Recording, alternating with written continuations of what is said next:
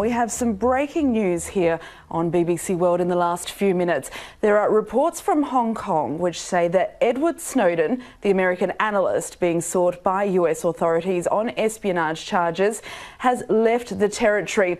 Now, these are local media reports which are saying that he boarded a flight bound for Moscow, although it's not known whether Moscow is indeed his final destination. We can now get the very latest from John Sudworth, who's in Hong Kong. Now, John, just 2 hours ago, we were having a chat about the extradition process between the States and Hong Kong, and now these reports that he's left the territory. What can you tell us?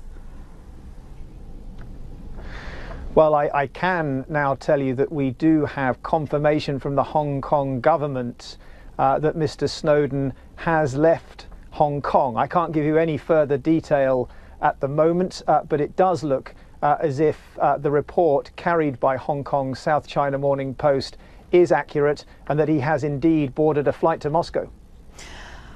Do we know why Moscow? And there are also reports coming through, I think, that that might not be the final destination. It might be Ecuador, it might be Iceland. Is this just speculation, or is there a little bit more to go on?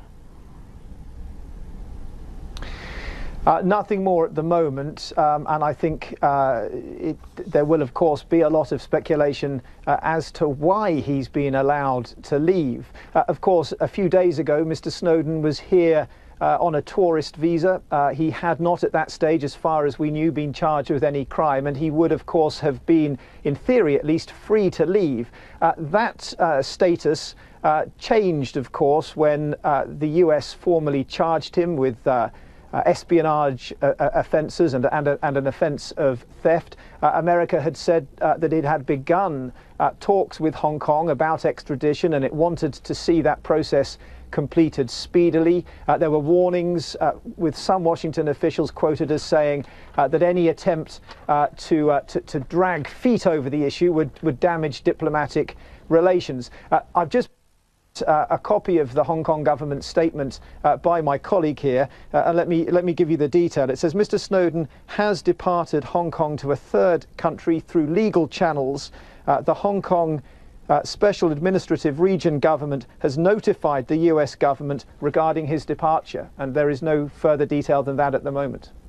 John, that's interesting because that's really the first real concrete statement we've had from Hong Kong authorities ever since the US pressed charges or outlined this idea that they wanted to charge Edward Snowden. So they've been quite quick to comment on the fact that he's left the territory. I think what it will inevitably mean is that there will be speculation that all along this has been a real political headache for the administration here in Hong Kong, possibly also for the government in Beijing, that it is a problem that in the end they have wanted to wash their hands of. And I think some people will draw the conclusion that the reason that the first really concrete statement from Hong Kong is the one that Mr. Snowden has left speaks volumes about the way it has seen this developing story as a real political thorn in its side, and perhaps it's taken the easy way out. Of course, we don't know. There may be other explanations as to why he's left, where he's going, but it looks like, certainly from this statement, that the US was not informed in advance. But again, at this stage, that's reading between the lines of this statement, and we'll have to wait for further confirmation. John Sudworth there in Hong Kong with the very latest on breaking news reports that Edward Snowden, the American former National Security Agency analyst, has indeed now left Hong Kong and has boarded a flight for Moscow, although where he goes after that we don't know yet. Okay, let's move on to another developing story.